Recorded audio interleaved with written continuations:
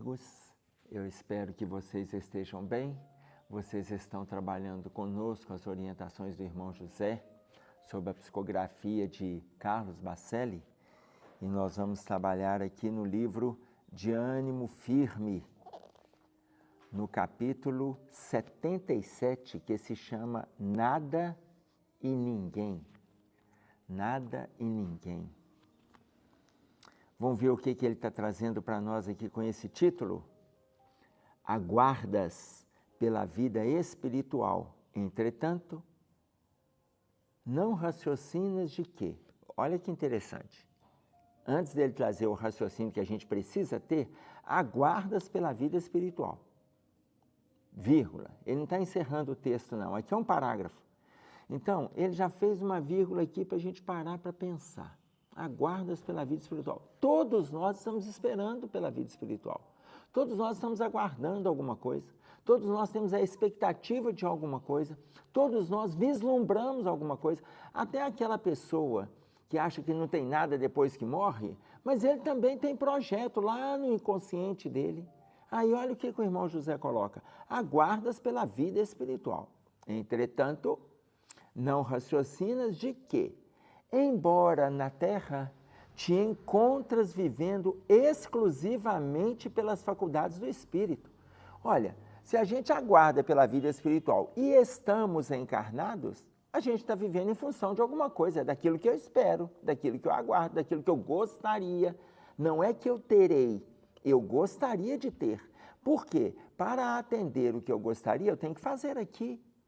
Aguardas pela vida espiritual, entretanto, a gente não para pensar de que, embora estejamos na Terra, a gente encontra vivendo exclusivamente pelas faculdades do Espírito. Qual o objetivo da gente estar encarnado, a não ser buscar algo melhor do que o que temos aqui? O corpo que te revestes presentemente não diferirá muito do que te revestirá quando te advier a desencarnação. O corpo que a gente tem hoje, no momento atual, ele não vai ser muito diferente do quando a gente chegar do outro lado.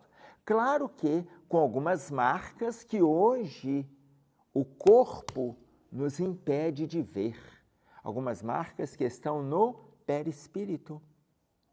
Porque se eu estou ulcerando o meu corpo, se eu estou agredindo o meu corpo, se eu estou machucando o meu corpo, essas marcas que aparecem aqui, elas estão sendo ali cravadas no perispírito. Então, por exemplo, a gente vê uma pessoa que fala assim, um exemplo simples que vocês já devem ter escutado. Eu bebo todo, mas isso é interessante, que eu bebo 5, 8, todo dia eu não passo mal, estou tranquilo, mas o perispírito está ficando marcado ali. Muitas vezes ele nem passa mal, é verdade, porque as 8 que ele não bebe sozinho. Aí tem mais 3, 5, 8 espíritos bebendo junto com ele. Então, muitas vezes ele sai e ainda acha que ele está no mesmo perfil das faculdades mentais, das faculdades emocionais, das faculdades racionais, de quando ele está sem a bebida. Aí ele pega, por exemplo, e vai dirigir um carro. Problema? É problema, nós já sabemos, nem vamos discutir isso. Mas quando ele acha que não aconteceu nada, tem vários espíritos bebendo com ele. Ok. Mas quando ele desencarnar, para além daquele corpo que a gente está assistindo, as marcas estão cravadas no perispírito. Aí começa o desgaste emocional, espiritual de tudo aquilo que criou aqui. Então veja, o corpo que te revestes presentemente não diferirá muito do que te revestirá quando te advier a desencarnação. Não vai ser muito diferente, mas vai ser diferente. Porque hoje a gente vê aquela pessoa, a gente vê que ela está fragilizada, a caminhada está meia cambota e tal, ok. Mas na hora que dá de encontro, as viciações, elas se apresentarão. Por outro lado, apresentarão também as virtudes. O que eu estou fazendo? O que eu estou fazendo? Porque tudo vai aparecer. Vamos lembrar a frase do Barão de Itararé? O que se leva desta vida é a vida que se leva. Olha, não, gente, eu estou colocando alguém que era jornalista, principalmente jornalista político, que fazia ironia com as questões políticas deste país, tá? Finalzinho do século XIX, início do século XX, finalzinho porque ele nasceu em 1895 e desencarna em 1971. Então, a vida dele acontece mesmo no século XX. Ok, mas imaginem vocês que entre as colocações que ele fala, e aí eu estou fazendo referência ao título que ele se deu, que o nome dele é Aparício Torelli, mas o título que ele se deu foi Barão de Itararé, quando ele fala o que se leva desta vida é a vida que se leva, sem conhecimento nenhum de doutrina espírita. Olha que frase profunda, sem conhecimento. Imagina se ele tivesse abraçado da forma que a gente está lutando para abraçar. Aonde que iria com os questionamentos, com as divagações, com os aprofundamentos que ele poderia ter trazido para o povo e para si. Mas essa frase já traz para nós uma profundidade, que é a colocação que o irmão José está trazendo aqui. O que nos reveste presentemente não vai diferir muito do que a gente vai apresentar do lado de lá. Não muito, mas vai diferir porque vai depender do que eu estou fazendo aqui, porque o que se leva desta vida é a vida que eu levo aqui. A paisagem para a qual te transferirás além da morte, atenção, guarda estreita semelhança com a que os teus olhos físicos vislumbram. A paisagem para a qual eu vou me transferir depois da morte, guarda estreita semelhança com aquela que os meus olhos físicos estão vislumbrando. Se eu não consigo fazer além, eu não consigo doar além, se eu não consigo caminhar além, a paisagem que eu vou encontrar é o que eu estou fazendo aqui hoje. Não é isso que Paulo escreve aos Romanos, lá no capítulo 14 aos Romanos, quando ele fala que de maneira que cada um de nós dará conta de si mesmo a Deus? Eu vou encontrar aquilo que eu estou planejando aqui, aquilo que eu estou fazendo aqui. Os meus olhos não vão vislumbrar nada diferente. Se eu aqui não fiz diferente, eu não fiz. Como que eu quero receber por aquilo que eu não plantei? Como que eu quero colher aquilo que eu não semeei? Não faz sentido. É tão ilógico e a gente vem discutindo isso há anos no movimento espírita. Os filósofos discutem isso há séculos no movimento filosófico e histórico e as pessoas ainda esperam receber aquilo que não plantou, por mais que isso seja dito. Até que Jesus colocou isso para nós também, vocês vão lembrar lá na parábola do semeador. Quando ele fala, e eis que um semeador saiu a semear, e a partir dali, o que vai acontecendo em cada solo vai depender do estado íntimo de cada criatura. Então, a paisagem para a qual você será transferido depois da morte, fazendo referência à morte física, guarda estreita semelhança com a que os teus olhos físicos estão vislumbrando. A rigor, a desencarnação não te subtrairá de ti mesmo e dos problemas a que não deste solução pelo teu esforço. Isso aqui é muito curioso, olha, a desencarnação, ela não vai subtrair de você a solução, ela não vai tirar de você a solução de problemas que você não resolveu aqui, ou mesmo que você não fez nenhum esforço para resolver aqui. Porque tem problemas que a gente não consegue resolver, mas que a gente luta, a gente se esforça, a gente investe. Mas tem outros que a gente se acomoda. E tem aquelas pessoas que falam assim, eu não tenho vontade de suicidar não, mas se Deus pudesse me levar agora, meu filho, só de você pensar que gostaria que Ele te levasse agora, eu já te adianto que você não vai agora. Deus não tira ninguém. No auge de uma luta, dentro de um ringue, a pessoa vai lá e tem uma parada e desencarna e ainda é levado com asas ao céu. Não tem jeito não. A gente está lutando. Ele vai dando oportunidades para que nós enfrentemos os problemas. Saiamos da condição em que nós entramos, e muitas vezes não entramos nessa, entramos lá atrás, no passado longínquo, e hoje, no momento da colheita, eu peço a Deus que me leve no momento da colheita. Eu quero até lembrar para vocês uma colocação que o Evangelho traz para a gente, lá naquele item da coletânea de preces espíritas. Aquela frase ficou na minha mente já tem um tempo. Antes de reclamar da sorte, procura saber se o que te acontece hoje não é resultado do seu plantio. Antes de reclamar da sorte, procura saber se não é da sua responsabilidade. Porque a gente tem o tal de observar os outros, a condição do outro, a vida do outro, e a gente sempre acha que a grama do vizinho é melhor do que a nossa. Observa isso com cuidado. Faz uma autoavaliação. Agora, se você está investindo na solução e não tem retorno, ok. Aí tem valor. Aí tem valor. Quando Jesus coloca para nós, no capítulo 11 de Lucas, no versículo 9, batei e abrir-se-vos-á, buscai e achareis, pedi e vos será dado. Ele está dizendo o tempo todo para que nós façamos. O tempo todo ele está pedindo para que nós façamos. Se nós não fizermos, lá na frente não podemos reclamar de não ter nada de bom para colher. Porque colheita tem. Quando não colhe do bem, colhe a ociosidade, a preguiça, o desânimo. Então, quando ele coloca para nós aqui, a rigor, a desencarnação não te subtrairá de ti mesmo e dos problemas a que não deste solução pelo teu esforço. Pessoas, por exemplo, vou pegar no quadro da depressão, que estão acomodados no estado depressivo, muitos desencarnam deprimidos, permanecem deprimidos no plano espiritual.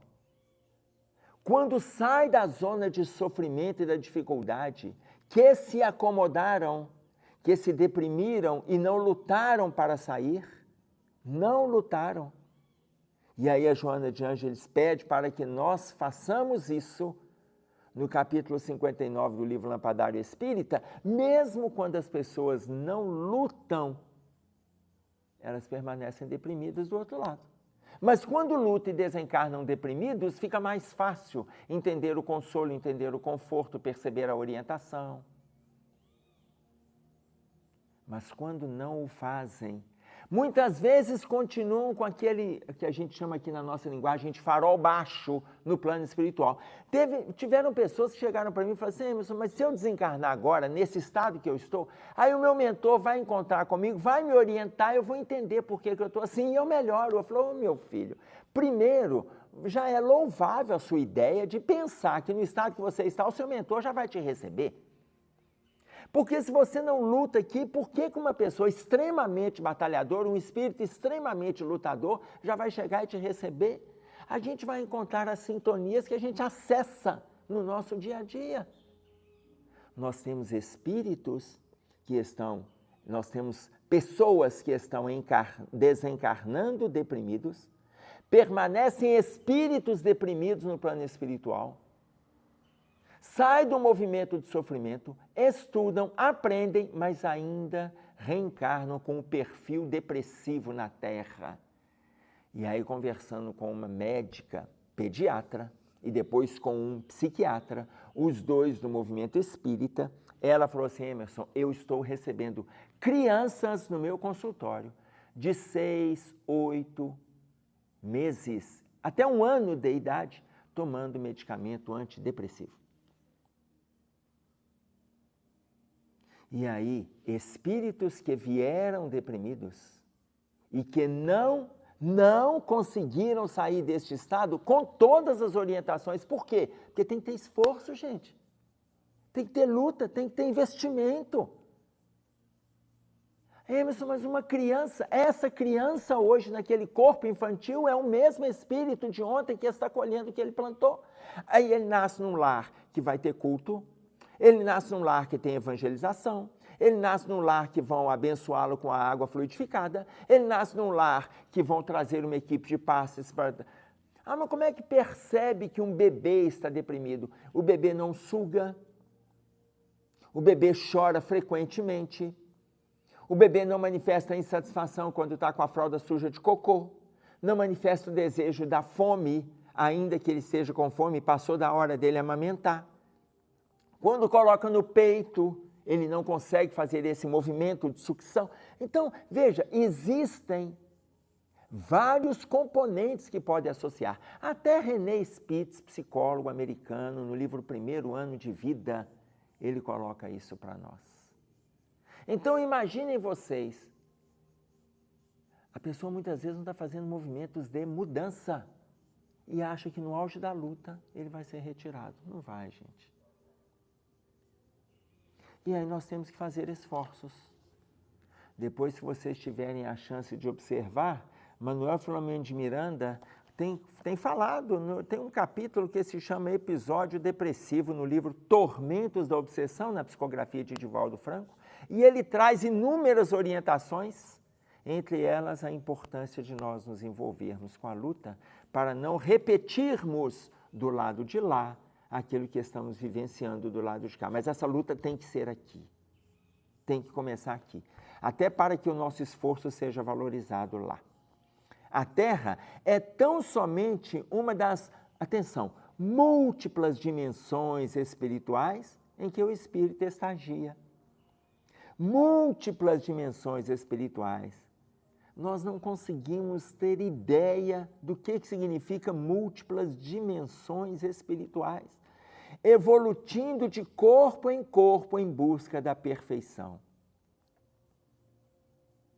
Então, se estamos fazendo de corpo em corpo em busca da perfeição, é tão interessante porque na Terra é tão discrepante quando a gente começa a ver países de primeiro mundo, na própria Terra, absurdamente nobres em qualidade de vida, em respeito à personalidade do outro, em respeito à altura de um som, em respeito às leis de trânsito, em respeito à natureza, cuidando. Quando você pega uma Suíça, uma Noruega, é muito impressionante.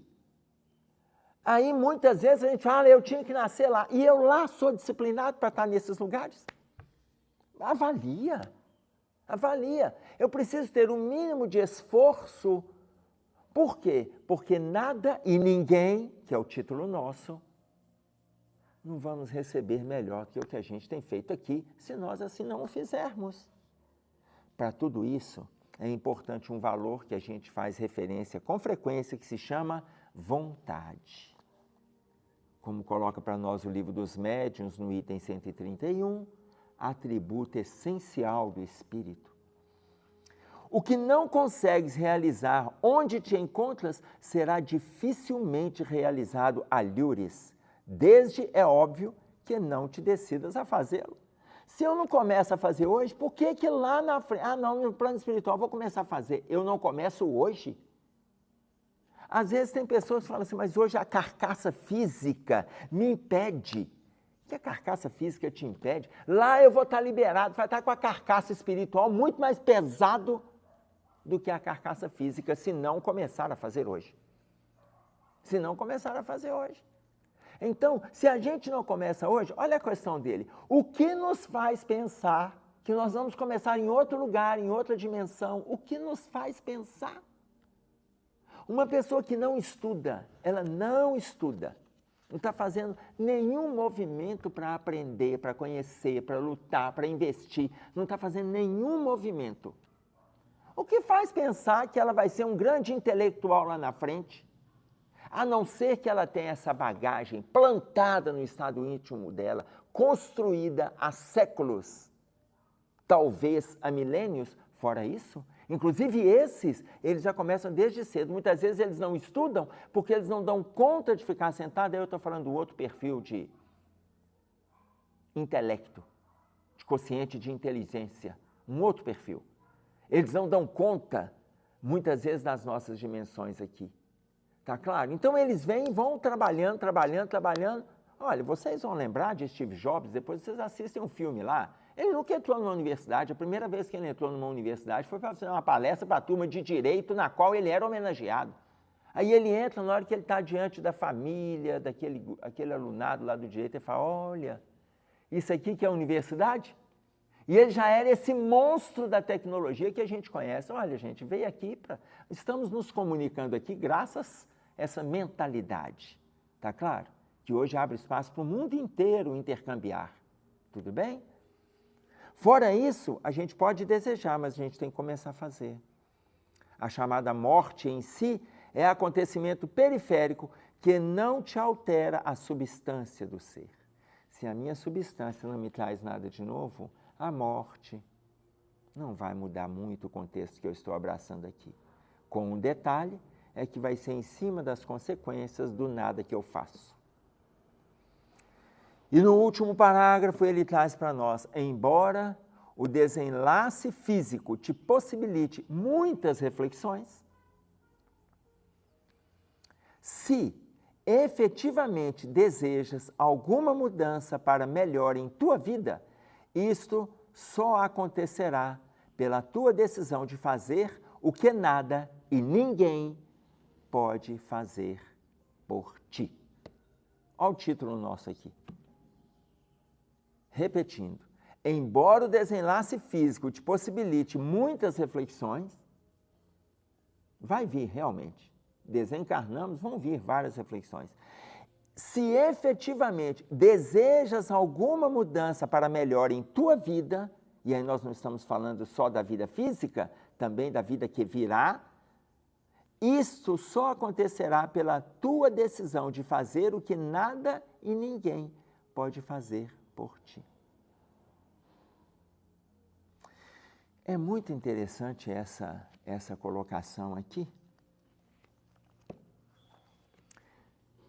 porque se a gente quer colher o melhor, eu tenho que começar a fazer o melhor. Eu vou fazer o melhor agora, mas aí eu já começo a colher o melhor, inclusive agora, eu não preciso esperar quando a desencarnação chegar. A desencarnação é um movimento de completude, desta relação que eu estou buscando aqui com o bem-estar. Então, é algo que eu tenho que começar agora, porque nada e ninguém vai fazer por mim. No livro Sinal Verde, lá no capítulo 34, o André Luiz tem uma colocação muito interessante da forma que a gente deve caminhar. Não, olha bem, não parar na edificação do bem, nem para colher os louros do espetáculo e nem para reclamar as pedras do caminho. Eu vou repetir. Não parar na edificação do bem, nem para colher os louros do espetáculo, nem para reclamar, observar, contar as pedras do caminho. Ou seja, nada e ninguém vai fazer por nós o que precisamos fazer hoje e agora. É isso aí que a gente tinha para trazer. Um abraço a todos, até breve, fiquem com Deus.